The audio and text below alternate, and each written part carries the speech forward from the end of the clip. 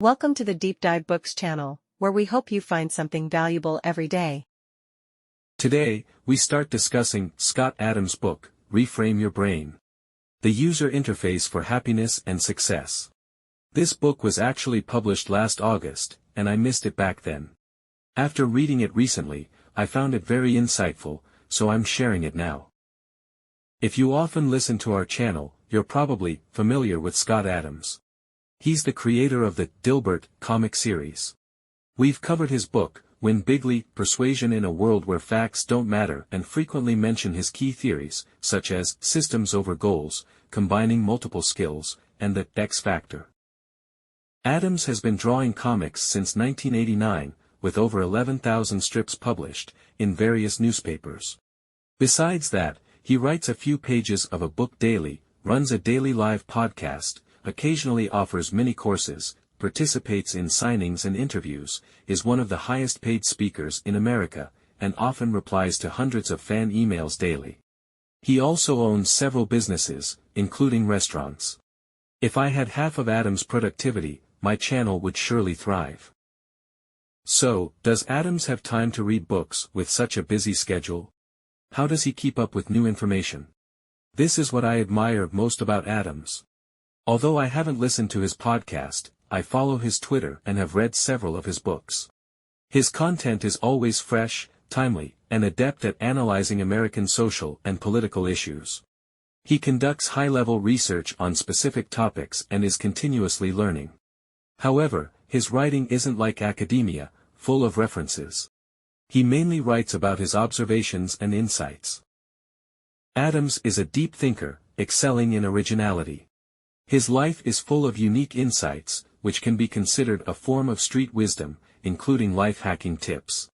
Adams captures micro-patterns of how the world operates, using these patterns to navigate life effectively. The title of this book is, Reframe Your Brain, emphasizing the word reframe. Frame refers to a framework, like a picture frame. How you frame an event is how you view it, interpret it, and what story you tell about it. We know that people live within stories. The current reality is what it is, but your subjective experience depends on how you interpret it. As Kevin Kelly said, pain is inevitable, but suffering is optional. Reframe means resetting the framework, stepping out of common, habitual frames, and consciously interpreting reality as a new, more useful story for you. For instance, there's half a bottle of water. A pessimistic view says, there's only half left. An optimistic view says there's still half left. Similarly, if you repeatedly lose in battles, a negative frame is, continuous defeat, but you can reframe it to, keep fighting despite losses, which is more politically correct. In psychology, cognitive reframing or cognitive restructuring is a recognized technique for regulating mood and treating mental disorders. It involves identifying your perception of a situation, challenging that perception, and changing it. Cognitive reframing is about telling the story to yourself, not others. However, Adams doesn't use these terms. He has his own approach. Adams' first example is walking a dog. You take your dog out for exercise, thinking it's good for both of you. But the dog keeps stopping to sniff around, disrupting your exercise. You get frustrated. How should you deal with this? Adams writes by first presenting a common framework, then comparing it to a reframed one, like this. Usual frame. Taking the dog for a walk and failing. Reframe. Taking the dog for a sniff and succeeding. Let's simplify it. Instead of viewing it as a walk for exercise, consider it a walk for the dog to sniff around. Think from the dog's perspective. Dogs interact with the world largely through smell. Sniffing familiar things daily is like us checking social media every day. But you might think, if the dog is happy, my exercise is ruined. So, you need another reframe. Instead of wasting time waiting, see it as an opportunity to practice a new breathing technique. Previously, we mentioned Stanford neuroscientist Andrew Huberman, who recommends a breathing method called physiological sigh to quickly reduce stress. Adams tested it and found it effective. The method involves taking 2 quick nasal breaths. The first filling the lungs slowly, the second quickly inflating the lung sacs, followed by a slow exhale through the mouth. This technique can slow the heart rate, reducing stress and anxiety after just a few cycles. It's especially useful before exams or public speaking. So, while the dog checks its social feed, you can do a couple of physiological sighs. Isn't that great? By reframing that time, it's no longer wasted. You must genuinely believe the reframed perspective. Reframing requires focus, repeating that story, and ideally, emotional investment. This isn't self-deception. It's self-brainwashing. Or let's reframe it as brain programming. This time, instead of training neural networks with endless data, we're directly rewriting brain circuits. It's a self-fulfilling reality distortion field. Adams says the effectiveness of the reframe matters more than its truth. Some statements aren't factually correct but are effective for you. For instance, instead of viewing alcohol as a drink, view it as poison. This statement is technically incorrect. Alcohol isn't poison as few people die from it. However, if you're trying to quit drinking, considering it poison can be a useful approach. Another example. Every chaotic situation contains an opportunity. This statement may not always be true, but if you believe it and look for opportunities in chaos, you'll find many. I understand that most people's daily mindsets are often negative, filled with complaints, narcissism, self-pity, arrogance, and cognitive dissonance, all to make themselves feel better in the short term. These are mediocre frames. Adams suggests reframing to replace negative frames with positive ones, making people less mediocre. For example, if someone cheats you out of money, you feel upset. The immediate frame is that it's a disaster, leading to anger and frustration, possibly even illness from dwelling on it. To avoid this, you can reframe it in two ways. Saying, loss is gain might make you feel better, but it's a mediocre frame. Saying, a setback is a lesson learned might not feel as good, but it's more positive and helps you grow. The fact remains the same, but different reframes lead to vastly different mindsets. Some reframes are clearly better. Adams provides over 160 reframes in his book.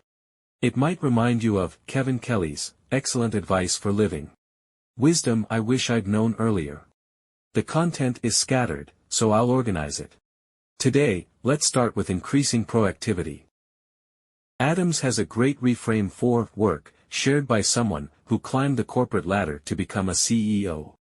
Instead of thinking your job is to complete tasks assigned by your boss, consider your job to be finding a better job.